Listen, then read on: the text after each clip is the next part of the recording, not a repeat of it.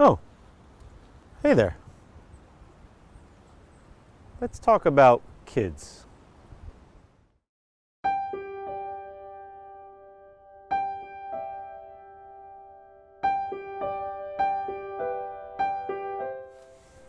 Hello and welcome to the Mindful Movement. I'm Les Raymond, and I want to thank you for joining me for another mindful tip. It's been a while since I did one of these tips, but there's been some requests and something came up recently that I thought was worth sharing. I was listening to a podcast recently with a couple of my favorites, and something came up, and I've heard this analogy many times. They were talking about parenting and how a parent is kind of like setting up the parameters for their kid to be released in the world, much like an arrow. So we can only kind of do what we can do to set the parameters for the arrow to go in a certain direction towards a certain target, but at some point we have to let go. And that happens incrementally. As we raise children, every year we kind of let go a little bit more until they're out of the house and there's a big let go where there's just a lot of control that is out of our hands, and we have to just trust them and trust everything we've done and trust the universe that things will work out, and there's only so much we can do. And it's a really great analogy, and something has come up to me recently that as I personally have been actually practicing target shooting with a compound bow, I've noticed as I'm getting a little bit better and I'm getting a little farther from my target, I notice the flight of the arrow on the way to the target is not nearly as linear as I would have expected before I took up this practice. And there's actually quite a lot of movement that seems to be off target on its way to the target. There's a lot of flexing of the arrow, and it really changes position. And I find it somewhat amazing that it seems to always be working its way towards the target that I saw through the scope when I was lining up my shot.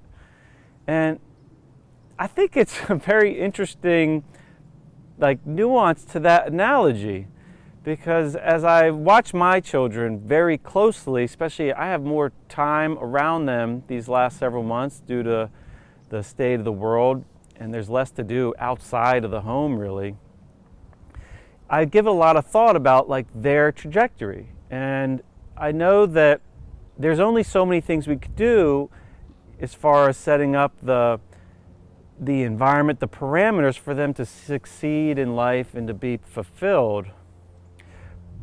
But along the way, there might be a lot of steps that they encounter that to us seems like it's off target. And there's a lot of conflict that we can create out of those experiences. Like, we could blame ourselves and beat ourselves up. We could allow guilt and maybe shame to arise within ourselves when we see that things don't seem to be going the way we expected, and we feel maybe responsible for that because it's our job to set those parameters.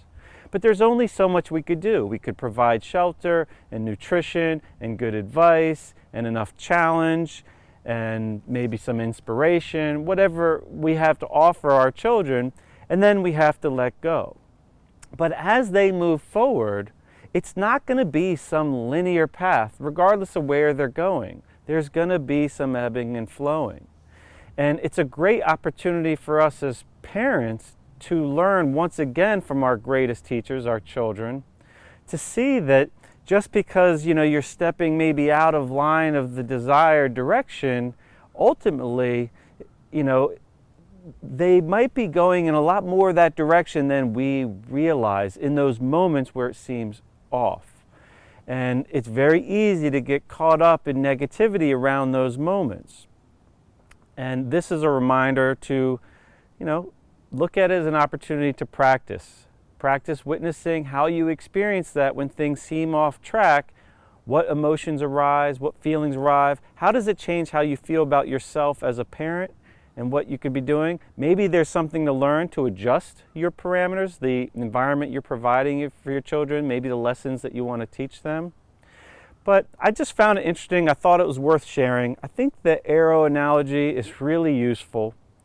And as I've noticed recently, the arrows, even if it hits the target, it seems to go off target several different times along the way. And I don't know, there's something in there I found valuable for myself. Hopefully you do too. If you know someone you also think might find value in this message, please share it. And thanks again for tuning in. If you want to hear more of these mindful tips, let me know. I do like having those funny intros, so it was enjoyable to bring that back into my life. So if you do enjoy those, let me know, and I'll try to work them more into a regular routine. Thanks again for listening. I hope everybody out there has a terrific day.